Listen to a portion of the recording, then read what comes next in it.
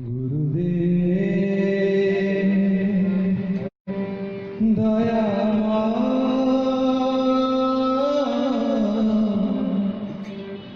গুরুদেব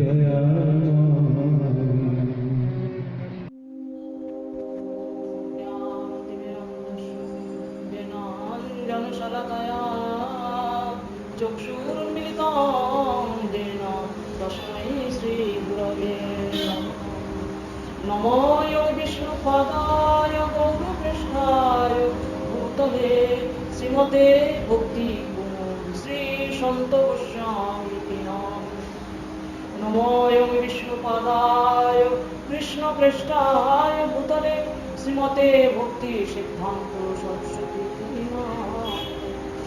वाञ्छाकल्पतरुभ्यश्च कृपा सिन्धुभ्येव च पतितानां पावनेभ्यो वैष्णवेभ्यो नमो महावदन्नाय कृष्णप्रेमप्रदायते कृष्णाय कृष्णचैतन्यनाम्ने गौरकिशे हे कृष्ण करुणा सिन्धु दीनबन्धो जगत्पते गोपेश गोपिकान्त राधाकान्त नमो देव दामोदर विष्णु कुशी दुःख जलाब्धिमग्नं कृपादृष्टिवृष्टातिरिनं वतानुग्निनानेषु मामेव मृद्धोक्षिविश्व कुबेरात्माजौ वर्धमूर्तैव यद्वत्त्वयामुचितो भक्तिभाजौ कृतौ च तथा प्रेमो भक्तिं सतां मे प्रदच्च न मूर्तिमेव नामोदरे नमस्तस्तु धाम्ने स्प्रदीप्ति धाम्ने तदीय दरायत विश्वस्य धाम्ने नमो राधिकायै तदीय प्रियाय नमो अनन्तलीलाय देवाय तुभ्यं भक्त काञ्चन गौराङ्गी राधे वृन्दावनेश्वरी विश्वभानुसुते देवी प्रणमामि वृन्दावै तुलसीदेव्यै प्रियायै केशवस्य विष्णुभक्तिप्रदे देवी सत्यवत्यै नारायण नमस्कृतं नरं चैव नरोत्तमं देवीं सरस्वतीं व्यासं ततो जयमुदीरये श्रीकृष्ण चैतन्य प्रभु नित्यानन्द श्री अद्वैत गदाधर शिवासादि श्री गौरभक्तवृन्द हरे कृष्ण कृष्ण कृष्ण हरे हरे हरे राम राम राम हरे श्री श्री दामोदर शुभ लग्ने शुभ मुहूर्ते शुभ সান্ধ্যকালীন ধর্মসভার এই আয়োজনে সর্বপ্রথম পরম করুণাময় ভগবত কৃপামূর্তি শ্রী শ্রী গুরুপাদ পদ্ম নিত্যলীলা প্রবিষ্ট বিষ্ণুপাদ অষ্টোত্তর শত শ্রী শ্রীমদ ভক্তি প্রবোধ সন্ত গোস্বামী ছিল গুরু মহারাজের শ্রীচরণ কমলে জানাই অনন্ত কোটি দণ্ডবত তিনি কৃপা দৃষ্টি প্রদান করুন সর্বকাতরে এই প্রার্থনা জানাই তৎপর অস্মদীয় পরম গুরুপাদ পদ্ম জগৎগুরু নিত্যলীলা প্রবিষ্ট বিষ্ণুপাদ অষ্টোত্তর শত শ্রীমদ ভক্তি সিদ্ধান্ত সরস্বতী গোস্বামী ঠাকুর প্রভুপাদের শ্রীচরণ কমলে জানাই অনন্ত কোটি দণ্ডবত অতঃপর রূপাঙ্গ গুরুবর্গ তথা রূপাঙ্গ বৈষ্ণব বৃন্দে চরণ বন্দনা করে তাদের অহিতুক কৃপা কণা প্রার্থনা করি। সবাই উপস্থিত শ্রদ্ধেয় বৈষ্ণব বৃন্দে চরণে জানাই কোটি কোটি দণ্ডবত। তৎপশ্চাৎ ভগবত কথা শ্রবণ কৃপাশু মাতৃমণ্ডলী ভক্তমণ্ডলী সকলের চরণে যথাযথ দণ্ডবত অভিবাদন জ্ঞাপন করে সকলের কৃপা কণা প্রার্থনা করি। শ্রী শ্রী গুরুপাদ পদ্মের কৃপানুভক্তে আপনারা যারা এসেছেন আমি বলবো আপনারা সবাই সৌভাগ্যবান সৌভাগ্যবতী বিশেষ সন্দেহ নেই। হয়তো আমার মতো অন্তত দুর্ভাগা জীবে হরিকথা বলার যোগ্যতা নেই, তথাপি পূর্বানুগত্যে তার আদেশ নির্দেশ প্রতিপালনে যে আমরা এখানে এসে সকলে ব্রতী হয়ে সমাসীন হয়েছি, এটা তার অহেতুক কৃপা আমরা লাভ করব, এটা এই ভরসা নিয়েই আমরা এই ব্রত আমরা প্রতিপালন করব।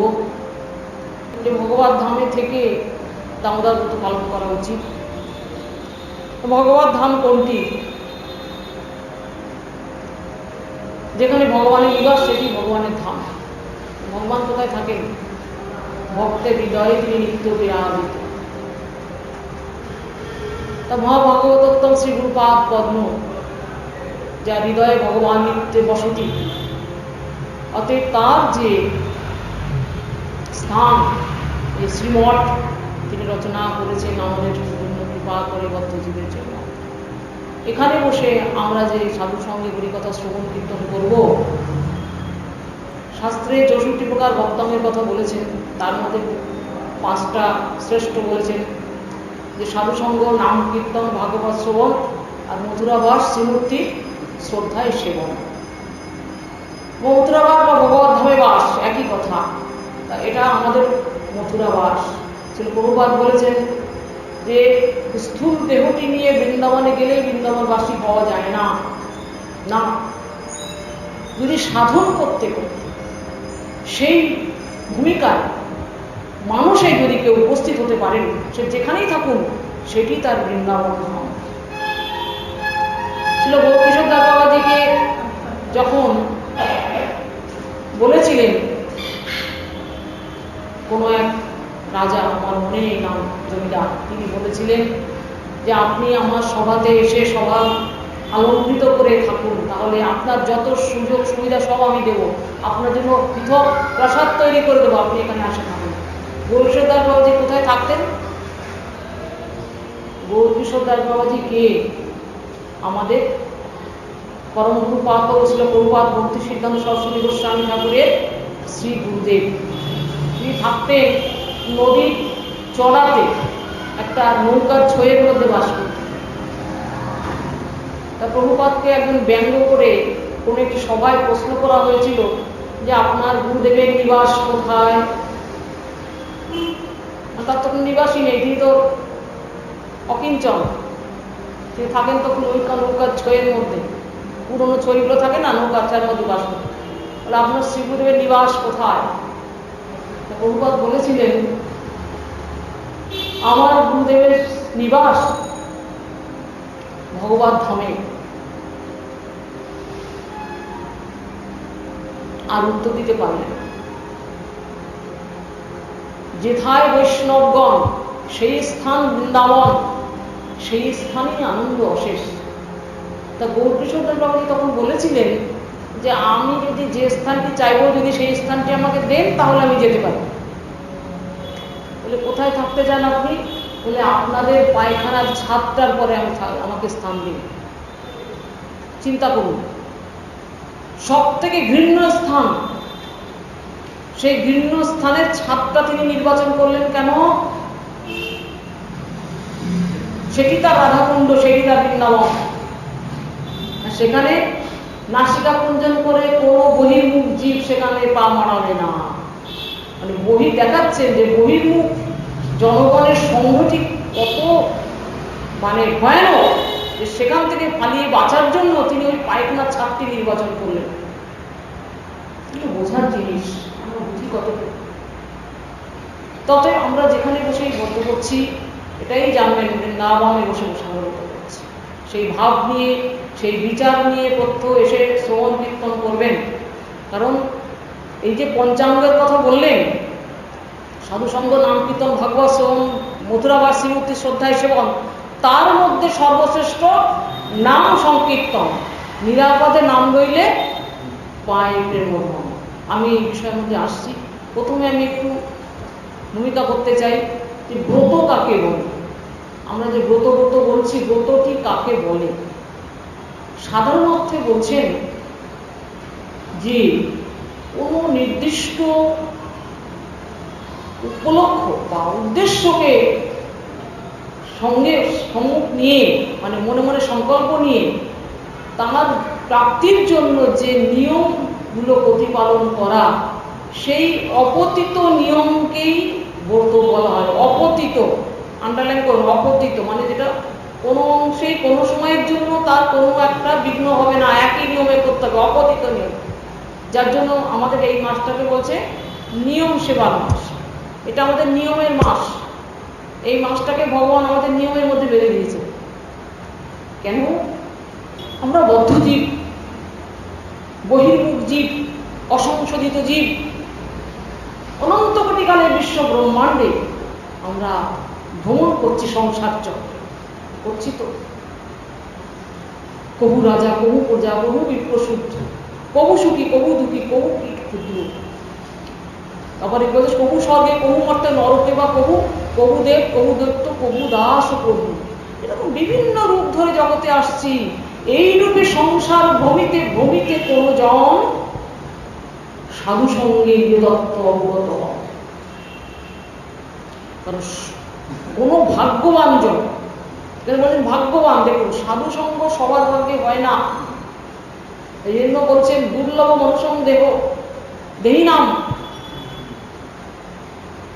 তত্রাপি দুর্লভ মন্যে বৈকুণ্ঠ প্রিয় দর্শনম। বলছেন মনুষ্য জন্মটা তো দুর্লভ, সত্যই দুর্লভ। কতটুকু বুঝি আমরা দেখুন, আমরা 84 লক্ষ জন্মগ্রহণ করেছি, তবে এই জন্মটা পেয়েছি। কিন্তু পশু পাখি কীট পতঙ্গ সংজন্ম আমাদের হয়েছে, হতে হতে হতে হতে মানুষ জন্মটা পেলাম। কেন মানুষ জন্ম পেলাম? ভগবান যখন সৃষ্টি করলেন, তিনি যখন কৃষ্ণ বহির্মুখ জীবকে জগতের এই সংসারে ফেললেন, প্রথমে কাদের ফেললেন? জলজা নবলক্ষানি জন্ম করে বাবার করে নামিয়ে দিলেন এই সংসারে, যা ভোগ কর।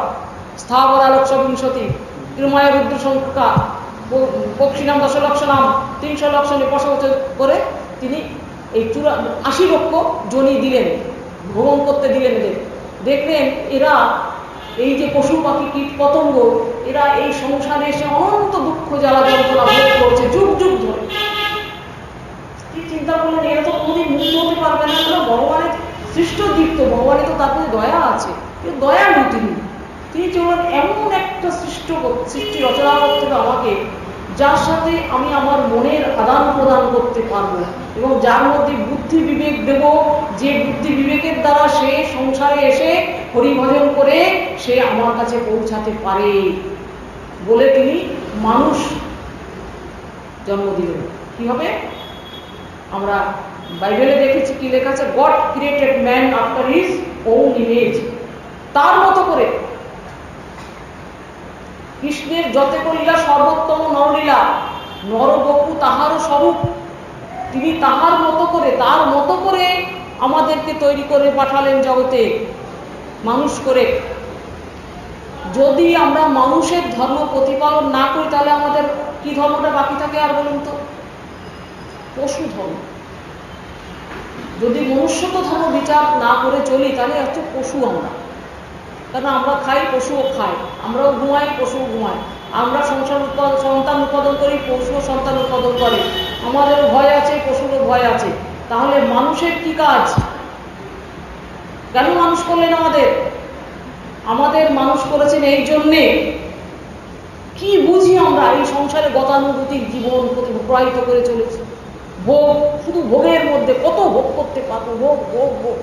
পশু পাখি কীট পতঙ্গ হয়ে তো ভোগ করতে কি জ্বালা যন্ত্রণা ভোগ করেছি, কিন্তু মানুষ হয়েও আমাদের সেই বিবেক জাগরিত হচ্ছে না। আমরা জানতে পারছি না যে মানুষ জন্মটা এইভাবে পশুদের মতো চালিয়ে জীবনটাকে অতিবাহিত করার জন্য নয়। এটা বড় দুর্লভ মনুষ্যং দেহং দেহি নাম ক্ষণভঙ্গুরম। এটা ক্ষণভঙ্গুর, থাকবে না, কিন্তু দুর্লভ। কিন্তু এটা অত্যন্ত মূল্যবান। সেই শরীরটা নরতম ভজনের মূল। এইটা একমাত্র হরিভজন করে এই সংসার থেকে পার হওয়ার জন্য এই শরীরটা ভগবান আমাদের দিয়েছেন। কিন্তু এই বুদ্ধিটা আমাদের কিছুতেই যাচ্ছে না। তা বলছেন কি না, তদপি দুর্লভ তত্রাপি দুর্লভ মন্যে গেল বৈকুণ্ঠ প্রিয় দর্শনম। আর যে মুহূর্তে ভগবান দেখলেন যে এই মানুষ্য জন্ম দিলাম, কিন্তু এদের তো বিবেক জাগরিত হচ্ছে না, এরাও তো পশুর মতো জীবনযাপন করছে। দেখবেন এখনো আছে প্রত্যন্ত এলাকায় গাঢ় কোল ভিল সমস্ত নিচু শ্রেণীর মানুষ, যারা এখন কাপড় পরতেও জানে না, পশুর মতো জীবনযাপন করছে। অর্থাৎ মানুষ, আমরাও মানুষ, কিন্তু আমরা হয়তো কাপড় টাপড় পরি, সভ্যভাবে চলাফেরা করি, কিন্তু আমাদের বৃত্তিটা কিন্তু পশুর মতোই, সেই ভোগবৃত্তি। বলছে এই যে জীব মানুষকে কি করে তিনি হরিভজনের পথে আনবেন, তার জন্য তিনি কি করলেন? ওই তদপি দুর্লভম মন্যে বৈকুণ্ঠ প্রিয় দর্শন। বৈকুণ্ঠ প্রিয় ভগবত ভক্তগণকে জগতে প্রেরণ করেন। এই জন্য বলছেন আমাদের কোনো ভাগ্যবান জীব সংসার ভূমিতে কোনো ভাগ্যবান। যে মুহূর্তে সাধুগুরু বৈষ্ণবের দর্শন হয়ে গেল আমাদের, তখন কি হবে? আমাদের বিবেক জাগরিত হবে। কি হবে? সাধু সঙ্গে নিয়তত্ত্ব অবগত হন। তখন জাগরিত যখন হবে, নিয়তত্ত্ব জানি আর সংসার না চায়, কেন বা ভজিনু মায়া করে হায় হায়, এটা হলো বিবেক। হায় রে, কি করছে, কেন করছে এগুলো? হায়, এ তো আমার কর্ম নয়, আমাকে তো এখান থেকে চলে যেতে হবে একদিন। হ্যাঁ, কিসের জন্য হলো? সাধুগুরু বৈষ্ণবের কৃপায় এই বিবেকের যখন জাগরণ হবে, তখন সে ভজন করবে, তখনই হবে মনুষ্য জীবনের সার্থকতা। সেই ভজন প্রভাবে আমরা এই জগৎ থেকে উদ্ধার হব। তার জন্য আমাদের শাস্ত্র কিছু বিধান দিয়ে দিয়েছে, যে যারা সদ্গুরু পদাশ্রয় করেছেন, এবং নিয়ম সভা মাসের কথা বলছেন, যারা সদ্গুরু পদাশ্রয় করেননি তাদের জন্য বলছি, জগতে একটি মাস আমি ভক্ষণ করিবে না। যদি করো তাহলে ব্রহ্মহত্যা গোহত্যার পাপ তোমাকে ধরবে। যারা অদীক্ষিত তাদের কথা বলছে, যারা আমিষ ভোজন করে। আর যারা ভজন রাজ্যে এসেছেন, সাধুগুরু বৈষ্ণবের চরণাশ্রয় করেছেন বা আশ্রয় করবো বলে মনস্থির করেছেন, তাদের জন্য বলছেন, এটি তুমি তো সারাটা বছর, তুমি তো অন্নগত প্রাণ, কলির জীব তো আমরা না। আমাদের এই অন্ন সংস্থান করতে গিয়ে বিভিন্ন কর্মের মধ্যে থাকতে হয় সারা বছর। কেউ ব্যবসা করেন, কেউ চাকরি করেন, কেউ বিভিন্নভাবে। তাই এইভাবে সময় হয়ে ওঠে না, সময় ঠিক মতো হয় না, ভজনও ঠিক মতো করা যায় না। তাই বলে তোমরা অন্তত বছরে 4টি মাসকে বেছে নাও, যে 4টি মাস নিয়ম করে চাতুর্মাস্যর মতো পালন করো, রেস্ট্রিক্টেড লাইফ লিড করো, যাতে সংযমীভাবে জীবনযাপন করে নিয়ম করে ভজনটা করো। বলে 4 মাস কি করে পারবো প্রভু? বলে ঠিক আছে, 4 মাসও যদি না পারো, অন্তত 1টি মাস। এই জন্য নিয়ম সেবা নাম দিলেন এই মাসটা। নিয়ম, তুমি নিয়মের মধ্যে নিজেকে বেঁধে থাকো, বেঁধে তুমি ভজন করো। কি ভজন করব? নাম ভজন। তার মধ্যে সর্বশ্রেষ্ঠ নাম সংকীর্তন। নিরাপদে নাম লইলে প্রাণ পাবে প্রেম ধন। এই যে আমরা নিয়মগুলো পালন করছি, কি করছি? সকাল থেকে উঠে মঙ্গলারতি দর্শন করা, জাম কীর্তন ইত্যাদি ইত্যাদি, প্রসাদ সেবা, সংকোচন, একান্ন ভোজন। আর কিভাবে? সংযমীভাবে না, এমন করেছে মাথায় তেল দেবে না, সাবান ভাবে না, কসমেটিক ব্যবহার করবে না, চুল নখ কাটবে না, ভূমিসজ্জা করবে। এই যে সংযমী জীবনটা 1টা মাস প্রতিপালন করতে বলছেন। কার জন্য? কৃষ্ণ প্রীত্যার্থে, ভগবানের প্রীতির জন্য, ভগবানের সুখ সম্পাদনের জন্য। আমি তো বহির্মুখ জীব, আমি যদি এইভাবে জীবনটাকে 1টা মাস প্রতিপালন করি, তাহলে কি লাভটা হবে আমার? কিছু লাভ হবে? নিশ্চয়। বলছেন গীতাতে, বলছেন অর্জুনকে কৃষ্ণ, অভ্যাসেন কৌন্তেয় বৈরাগ্যেন চ বিচ্যতে। অর্থাৎ তোমার অভ্যাস করতে হবে। অভ্যাস করলে কি হবে? আমরা তো অসংশোধিত, অজাত রুচি, রুচি নেই ভগবানের সেবাতে। হয়তো কি অপ্রতিহতা জয়মাসু প্রসীদতি, কেউ বাধা দিতে পারবে না, আকর্ষণ হয়ে থাকে। ঠিক সেটা বলছে যে এই যে 1টা মাস যে প্রতিপালন করবো আমরা, এই যে প্রতিপালনটা করাতে কি হবে না, আমাদের হৃদয়ে যে অভ্যাস করতে করতে কি হবে? আমাদের মধ্যে বৈরাগ্য আসবে, অর্থাৎ বিশিষ্ট বস্তুতে অনুরাগ, ভগবানেতে প্রীতি আসবে। দেখো, আমি বলছি না, শ্রীমদ্ ভাগবতের 12 স্কন্ধের 12 অধ্যায়ের 55 নম্বর শ্লোকে বলছে, কি বলছে? যে এই যে আমরা নিয়মগুলো প্রতিপালন করছি, কার জন্য করছি? ভগবানের জন্য। অবিস্মৃতি, অনুক্ষণ ভগবানের স্মৃতি হবে এই ব্রত মাসে। কেন? সকালে উঠেই ভাবো হরে কৃষ্ণ হরে কৃষ্ণ, মঙ্গলাবতীতে উঠতে হলো, তখন কৃষ্ণ চিন্তা এসে গেল। জাম কীর্তনে ভগবান চিন্তা, প্রসাদ সেবনে ভগবানের চিন্তা। এই সারাক্ষণ যদি এই 1টা মাস আমরা ভগবানের চিন্তায় 24 ঘন্টার মধ্যে 24 ঘন্টা থাকতে পারি, তাহলে শ্রীমদ্ ভাগবত বলে দিলেন, দেখুন আমার কথা হয়, অবিস্মৃতি কৃষ্ণ পদারবিন্দয়। যদি অনুক্ষণ কৃষ্ণ পাঠ পদ্মের স্মৃতি হয়, তাহলে কি হবে? ক্ষীণত্ব ভদ্রাণী চ সন্তনতি সত্যস্য শুদ্ধিং পরমাত্ম ভক্তি জ্ঞান বিজ্ঞান বিরাজোত্তম। অনুক্ষণ যদি ভগবানের স্মৃতি হৃদয়ের মধ্যে আসে তাহলে কি হয়, যদি কৃষ্ণ পাদপদ্মের চিন্তা সর্বক্ষণ আমরা করতে পারি। এই জন্য মহাপ্রভু বলেন কি বোঝনে ঈশ্বরে কিবা জাগরণে অহর্নিশ চিন্ত কৃষ্ণ বলহ বদনে। কেন? অনেক কথা আছে, এগুলো অল্প সময় বিষয় হয়, তবে আমি সংক্ষেপে বলছি। কিনত্ব অভদ্রাণী, তোমার সমস্ত অমঙ্গল দূরীভূত হয়ে যাবে। আর সত্যস্য শুদ্ধি পরমাত্ম ভক্তি, তোমার সত্য শুদ্ধি হয়ে যাবে। অর্থাৎ এই পঞ্চভৌতিক শরীরটাও শুদ্ধ হবে, আত্মাও শুদ্ধ হবে, সূক্ষ্মদেহও শুদ্ধ হবে, সবটাই শুদ্ধিতা প্রাপ্ত হবে। সত্যস্য শুদ্ধি পরমাত্ম ভক্তি, ভগবানের তোমার ভক্তি উদয় হবে। জ্ঞান ও বিজ্ঞান বিরাগ, জ্ঞান বিজ্ঞান এবং বৈরাগ্যময় ভক্তি, ভক্তিটাকে এখানে বুঝিয়ে দিলেন, বৈরাগ্যময় ভক্তি। জ্ঞান বিজ্ঞান যুক্ত, অর্থাৎ ভগবত সম্বন্ধে জ্ঞান, তার সম্বন্ধে তোমার উপলব্ধি হবে এবং তার প্রতি তোমার রুচি উৎপন্ন হবে, বিরাগ রাগ উৎপন্ন হবে, রুচি উৎপন্ন হবে, সেই প্রকার ভক্তি তোমার আবির্ভূত হবে। এটি হচ্ছে ব্রতের ফল। এখন বলবো কয়েকটা কথা। দেখুন, এই যে ব্রত, ভগবান বলছে দিদি তোমার যেমন ব্রত আছে আমারও ব্রত আছে, তুমি যদি তোমার ব্রত পালন করো আমিও আমার ব্রত পালন করব। কি বললেন ভগবান? সপ্পি দেবতা আপনার যস্তবাসমিতি যা চলে অভয়ম সর্বদা তস্মৈ দদম এতদ ব্রতম মম।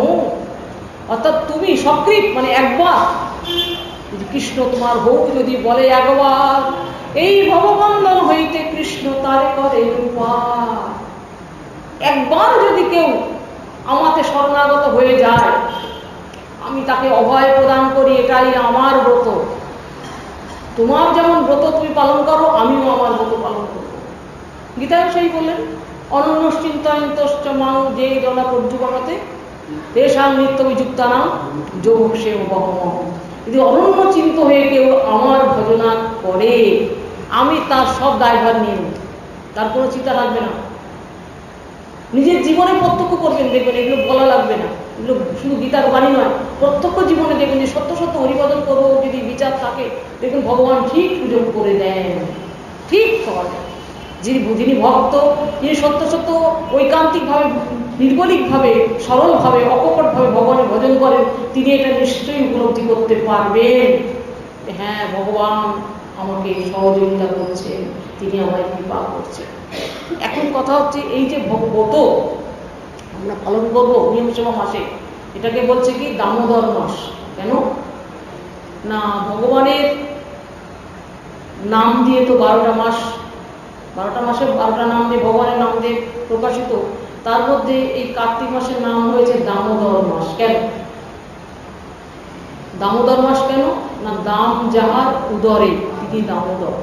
দামটি কার উদরে? না, কৃষ্ণের উদরে। অর্থাৎ শ্রীকৃষ্ণ বালরূপী গোপালকে মা যশোদা তার বাৎসল্য প্রেমের দ্বারা তার বন্ধন করেছিলেন, কোমরে দড়ি দিয়ে বেঁধেছিলেন। কিন্তু ভগবানকে তো বাধা যায় না, এই জন্য বলেছেন যশোদা। তিনি যশ দান করেন, তাকে বলে তিনি হচ্ছেন যশোদা। কি যশ দান করেছেন তিনি? কি যশ দান করলেন যশোদা? না, তিনি ভগবানের দামোদর নাম জগতে প্রকাশ করলেন। কে? মা যশোদা। কেন? তিনি তার দাম বন্ধন করেছিলেন এই ব্রত মাসে। এই ব্রত মাসেই রাসলীলা, এই ব্রত মাসেই গোবর্ধন লীলা, এই ব্রত মাসেই বহুলাষ্টমী, কত রকমের উৎসব এই ব্রত মাসেই সমস্ত হয়েছে, বস্ত্রহরণ লীলা সব। এই মাসের মাহাত্ম্য অনন্ত। তো এই মাসটাকে আমাদের অত্যন্ত শ্রদ্ধার সাথে, ভক্তির সাথে, নিষ্ঠার সাথে প্রতিপালন করলে আমাদের অশেষ মঙ্গল হবে। এই বিষয়ে কোনো সন্দেহ নেই। তা ভগবানকে দাম বন্ধন করেছেন কে? যশোদা মা, যশোদান করেছেন। বলছেন এই দামোদর মাসের সর্বশ্রেষ্ঠ মাহাত্ম্য কি জানেন? মা যশোদা যখন কৃষ্ণকে বন্ধন করতে গিয়েছিলেন, প্রথমে কি বন্ধন করতে পেরেছিলেন? পারেননি। তিনি বুঝিয়েছিলেন যে মা, আমি কোনো বন্ধনের যোগ্য বস্তু নই, আমি ক্ষুদ্র হতে পারি, আমি তোমার শিশু পুত্র হতে পারি, কিন্তু আমি অনমনীয়া মহত মহিমাম, আমার এই অনুত্বের মধ্যেও বীরত্ব আছে। আমি ছোট হতে পারি, কিন্তু আমার মধ্যে সেই আমি যে বৃহৎ বস্তু, সেই বীরত্ব আমার মধ্যে আছে। আমি অনু হলেও আমি বৃহৎ, আবার বৃহৎ হলেও আমি অনু হতে পারি। অতএব আমার মতো অসীম বস্তুকে তুমি তো বাঁধতে পারো না, তোমার বন্ধনের যোগ্য তো আমি নই। বুঝিয়ে দিলেন মাছটা বাঁধতে পারেননি, দুই আঙুল তার কম পড়ে যাচ্ছিল দড়িতে। কেন বাঁধতে পারেননি? কিন্তু কখন বন্ধন স্বীকার করলেন?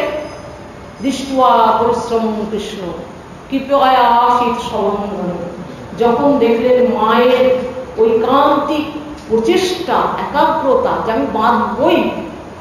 প্রথমে মার মধ্যে অহমিকা ছিল যে এইটুকু ছেলে আমার গর্বের সন্তান, হ্যাঁ, কোমরে কত আমি করোনা পরিয়েছি, পায়ে নুপুর পরিয়েছি, গলায় মালা পরিয়েছি, হাত পরিয়েছি, আর এক কোমরে আজকে দড়িতে বাঁধতে পারবো না, এটা হয়? নিশ্চয়ই ও দুষ্টুমি করছে, অত্যন্ত চঞ্চলতা প্রকাশ করছে, তাই আমি বাঁধতে পারছি না বলে তিনি তার অহং দিয়ে তিনি বাঁধতে গিয়েছিলেন। সেই অহংয়ের কাছে ভগবান ধরা দেননি না। অহং দিয়ে ভগবানকে বাঁধা যায় না। ভগবানকে বাঁধতে হবে কি দিয়ে? প্রেম এবং ভক্তি দিয়ে। যখন দেখলেন যে মা আমাকে বাঁধার জন্য একদম ঐকান্তিক চেষ্টা করছেন, মা গর্ভক্ত করে তার সমস্ত কাপড় বসন বিবদ মানে বিশ্বস্ত্র হয়ে গেছে, মাথার খোপা খুলে সমস্ত ফুল মাটিতে পড়ে গেছে, ফুলে গেছে এলোমেলো বেশ, আলুথালু বেশ, তার মুখ লাল হয়ে গেছে পরিশ্রমে, ঘর্মক্ত কলে দেখে কৃষ্ণ ছটকাতে চঞ্চলতা প্রকাশ করতে করতে হঠাৎ মায়ের মুখের দিকে তাকিয়ে দেখছে, আরে বাবা, মা পরিশ্রান্ত, মা একটু স্থূল কায় ছিল, একটু স্বাস্থ্যবতী ছিল। দেখে কৃষ্ণের দুঃখ কষ্ট, আহা, মা আমাকে বাধার জন্য কত চেষ্টা করছে, না জানি কত কষ্ট হচ্ছে। ওই দৃষ্টুয়া পরিশ্রম কৃষ্ণ, পরিশ্রমটা দেখে ভগবানের কৃপা হয়ে গেল। কৃপা হলো মানে দেখুন এখানে কথা আছে, কৃপা শক্তি, ভগবানের কৃপা শক্তি। ভগবান তো অনন্ত শক্তিমান, তার মধ্যে বিভূতা শক্তিও আছে। তিনি বিভু বস্তু, অনন্ত বস্তু, তাকে বাধা যায় না। তাকে যদি বাধা যায় তাহলে অসীম বস্তু সসীম হয়ে যায়। তিনি তো সসীম নয়, তিনি অসীম। কিন্তু সেই বিভূতা শক্তি বলছেন ভগবানের অনন্ত শক্তি, ওই সমস্ত শক্তিটা ভগবানের কৃপা শক্তির অধীন। জানবেন এই জন্য ভগবানের কৃপার মুক্তমন্ত বিগ্রহ শ্রী গুরুপাদ পদ্ম। তাই ভগবানের সমস্ত শক্তি সেখানে পরাজিত। যদি গুরুদেব কাউকে কৃপা করেন, ভগবান তাকে কৃপা করতে বাধ্য। হ্যাঁ, তার অনন্ত শক্তি, সমস্ত শক্তি সেই কৃপা শক্তির কাছে নত হয়ে যায়। যেই কৃষ্ণের কৃপার সঞ্চার হলো হৃদয়ের মধ্যে, তখনই বিভূতা শক্তি সরে গেলেন যে না, এখানে থাকা যাবে না। কারণ কৃপা শক্তি চাইছে একে বন্ধন স্বীকার করতে, আমার বিভূত্ব প্রকাশ করলে তো বন্ধন হবে না। বিভূতা শক্তি সরে গেলেন। সরে যেতে তিনি একটা দড়ি দিয়ে এত দড়ি দিয়ে বাঁধার চেষ্টা করেছিলেন, বহু দড়ি সংযোগ করেছিলেন, কিন্তু তখন দেখেন একটা দড়িতেই বন্ধন স্বীকার করলেন। ওই জন্য দামোদর মাসের মাহাত্ম্য এটাই যে এই দামোদর মাসে এই দু ভক্ত আর ভগবানের মধ্যে এই দুই আঙুলের ফারাক ভগবান সরিয়ে দিলেন, দিয়ে তিনি বন্ধন স্বীকার করেছিলেন। অর্থাৎ দুই আঙুলের যে ডিফারেন্স, ভগবানের সাথে আমার সাথে যে দুই আঙুলের ফারাক বা ডিফারেন্সটা, সেটা তিনি এই দামোদর মাসেই সেটাকে তিনি ঠিক করে দিলেন। সে ফারাক আর রাখলেন না। অর্থাৎ ভক্ত ভগবানের যে মিলন, সেই বন্ধন এই দামোদর মাসেই হয়েছিল। অর্থাৎ সাধকের সাধনা আর ভগবানের কৃপা, সাধকের সাধনা ভগবানের কৃপার মিলন সূত্র মিলন হয়েছিল এই দামোদর মাসে। তাই ভগবান বন্ধন স্বীকার করেছিলেন। আমরাও যদি সেইভাবে ভগবানের ভজনা করি, ভগবানের কৃপা আমরা নিশ্চয়ই লাভ করব। তিনিও আমাদের কৃপা করবেন যদি আমাদের সাধনা ঠিক হয়। আমাদেরও দুই আঙুলের এই ব্যবধান ভগবানের সঙ্গে চলে যাবে। আমরা বলি ভগবানের সাথে আমাদের ব্যবধানটা কোথায়? মায়া দিয়ে ব্যবধান সৃষ্টি করেছি আমরা, তাই তো? মায়ার ব্যবধান। এই মায়ার ব্যবধানটা ভগবান আমার হৃদয়ের মধ্যে আছে, তো অনুভূতি নেই আমাদের। ভগবান যদি হৃদয়ের মধ্যে থাকে তাহলে সাধনার দরকার কি? আর আমাদের তো কোথাও যাওয়ার দরকার নেই। কিন্তু সেই অনুভবটাই তো আমরা নেই। এত কাছে থাকতেও তাকে আমরা দূরে সরিয়ে দিয়েছি। এই যে মায়ার ব্যবধানটা, এই ব্যবধানটা চলে গিয়েছিল এই দামোদর মাসে। ভক্ত ভগবানের মিলন হয়েছিল। অতএব এটি অত্যন্ত মাহাত্ম্যময় এই দামোদর মাস। এখানে আমাদের আরেকটা বিষয় আলোচনার বিষয় আছে, সেটা হচ্ছে কি না, এই মাসে এই যে আমরা জাম কীর্তন করি, এই বিষয়ে আমি একটা কথা বলে শেষ করি। জাম কীর্তন, এখন দেখা যাচ্ছে আমরা যে জাম কীর্তন করি, অষ্টকালীয় লীলা কীর্তন করছি। শ্রীকৃষ্ণের রাধাকৃষ্ণের যে লীলা, অষ্টকালীয় লীলা কেন বলে? অর্থাৎ এই দিন এবং রাত্রিকে, এই যে 24 ঘন্টাকে 8 ভাগে ভাগ করেছে, প্রতিটা ভাগকে এক একটা জাম বলে, এই অষ্টজাম বলি আমরা। এই অষ্টজাম কিরকম না, রাত্রি ত্রিজামা, দিন ত্রিজামা, আর সকাল আর সন্ধ্যা, এই হলো অষ্টজাম। অষ্টজামে অষ্টজাম কীর্তন আমরা করছি। শ্রী ভক্তিনাথ ঠাকুর এই যে অষ্টজাম কীর্তনের আমাদের বিধান দিলেন কেন? এবং দেখা যায় কি যে আমরা শিক্ষা অষ্টকের সাথে সাথে, শ্লোকের সাথে সাথে এই অষ্টম জাম কীর্তন করছি। বোঝার চেষ্টা করবেন এই যে অষ্টম জামে কি হচ্ছে, ভগবানের অষ্টকালীয় মিলন লীলা, রাধাকৃষ্ণের লীলা এখানে ব্যক্ত হয়েছে। অথচ আমাদের সাধনার কথা বলছেন যে অধিকার না লোভিয়া সিদ্ধ দেহভাবে, বিপর্যয় বুদ্ধি যাও জন্মে শক্তির অভাবে। অধিকার, আমরা অনধিকারী। আমাদের কৃষ্ণের রাধাকৃষ্ণের প্রেমলীলা আলোচনার অধিকার আমাদের এখন হয়নি। বলছেন বিপর্যয় বুদ্ধি জন্মে, শক্তির অভাবে বিপর্যয় হবে। তার জন্য গোস্বামীবা আমাদের ভক্তির সমামৃত সিন্ধুতে ভজনের ক্রম দিয়ে গেলেন। কিরকম না, আদৌ শ্রদ্ধা, কত সাধুসঙ্গ অনর্থ নিবৃত্তিস্যা, পরপর পরপর দিয়ে দিচ্ছেন।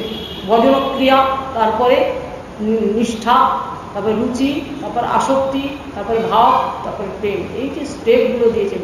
এখানে ভক্তিনাথ ঠাকুর তার ভজন রহস্য গ্রন্থে বুঝিয়ে দিলেন যে শ্রীমন মহাপ্রভু যে শিক্ষাষ্টক রচনা করেছেন, ওই শিক্ষাষ্টকের যে 8টি শ্লোক, তার শ্রীমুখ থেকে যে 8টা শ্লোক স্ফুরিত হয়েছিল, তিনি দেখালেন যে নামের যে মহিমা, নামের প্রভাবে কি হবে, যে তার মধ্যে সর্বশ্রেষ্ঠ নাম সংকীর্তন বলছেন না, সেখানে কি বলছেন? বলছেন যে এই যে পঞ্চাঙ্গর মধ্যে নাম সংকীর্তন সর্বশ্রেষ্ঠ, ভগবত সম্মদাত্মক মহামন্ত্র সাধক ও সিদ্ধ উভয়েরই অনুশীলনীয়। অর্থাৎ এই যে মহামন্ত্র কীর্তন সাধকও করবেন, সিদ্ধও করবেন, দুজনেরই অনুসরণীয়। সাধু সঙ্গে মহামন্ত্র কীর্তনের ফলে সাধক সংসার মুক্ত এবং নিবিত অনর্থ হইয়া ক্রমশ ভজনে নিষ্ঠা, রুচি, আসক্তি লাভ করবে। এই যে পূর্ব গোস্বামীপদের যে ক্রমটা বললাম, সেটা কিসের প্রভাবে আমরা লাভ করব না, সাধু সঙ্গে নাম সংকীর্তনের প্রভাবে। যদি আমরা নাম চিন্তা আমি চৈতন্য রসবিগ্র পূর্ণ শুদ্ধ নিত্য মুক্ত অবন্যস্তম নাম ও নামিন, নাম এবং নামী অভিন্ন বস্তু, সেই নামকে যদি আমরা নিরাপরাধে অর্থাৎ অপরাধ মুক্ত যদি কীর্তন করতে পারি, তাহলে কি হবে না, সেটা সাধক এবং সিদ্ধ উভয়ই করবেন। সেটা কি হবে? সাধু সঙ্গে করতে হবে। সাধু সঙ্গে এই যে মহামন্ত্র কীর্তনের ফলে কি হবে, সাধক সংসার মুক্ত হবে এবং তার সমস্ত অনর্থ চলে যাবে। ক্রমশ ক্রমশ তার ভজনে নিষ্ঠা, রুচি, আসক্তি লাভ করবে। তারপরে ভাবভক্তি, তারপরে প্রেমভক্তির অধিকারী হবে। অর্থাৎ নামই যে নামী শ্রীকৃষ্ণ তৎপর তার অনুভূতির বিষয় হবে। অর্থাৎ মহামন্ত্র কীর্তনের সঙ্গে সঙ্গে তাহার হৃদয় বৃন্দাবনে সপরিকর শ্রী শ্রী গন্ধর্বিকা গিরিধারী লীলাবিলাস হইয়া থাকে। এই জন্য শ্রী রূপ গোস্বামী পাদ তার শ্রী নামষ্টকে কীর্তন করেছেন। কি কীর্তন করছেন দেখুন, যদি নামটা আমরা ঠিক ঠিক করি সাধু সঙ্গে ঐকান্তিক নিষ্ঠার সাথে, তাহলে ক্রমশ ক্রমশ সেই লীলার স্ফুরণ হবে। হ্যাঁ, একজন বলছে ওই মুক্ত কুলের উপাস্যমান পরিতস্তং হৃণাম সংস্থায়ামি। তুমি মুক্ত কুলের উপাস্য বস্তুকে হরিনাম, তাহলে আমরা করছি কি করে? আমরা তো বদ্ধজীব। এটাই নামের করুণা, এটাই নামের করুণা এবং নামের করুণা যে আমাদের এই জিহ্বাতে উচ্চারণ করার শক্তি তিনি দিয়েছেন। এই মনুষ্য জীবন পশু পাখি কীটাদি বলিতে না পারে, ঘুরিলেও হরিনাম তারা সবে তরে। ওই জন্য উচ্চ করে কীর্তন করতে বলছেন যে তুমি যে তুমি যে জিহ্বাটা পেয়েছো, এই জিহ্বাতে ভগবানের নাম কীর্তন করো। তাহলে এই নাম কীর্তনে কি হবে? সেই সপরিকর শ্রী গন্ধর্ব গিরিধারী লীলাবিলাস আবির্ভূত হবে। অতএব এই জন্য ভজন রহস্য গ্রন্থে ছিল আমাদের সচ্চিদানন্দ ভক্তিনাথ ঠাকুর ঠিক এইভাবে সুন্দর করে চয়ন করেছেন। প্রত্যেকটা জামের সাথে শিক্ষাষ্টকের সাথে জাম সংযোগ করে সুন্দর কীর্তনের ব্যাপার দিয়েছেন। এবং সেটা কখন কীর্তন করতে বলেছেন না, এই দামোদর মাসে। কেন?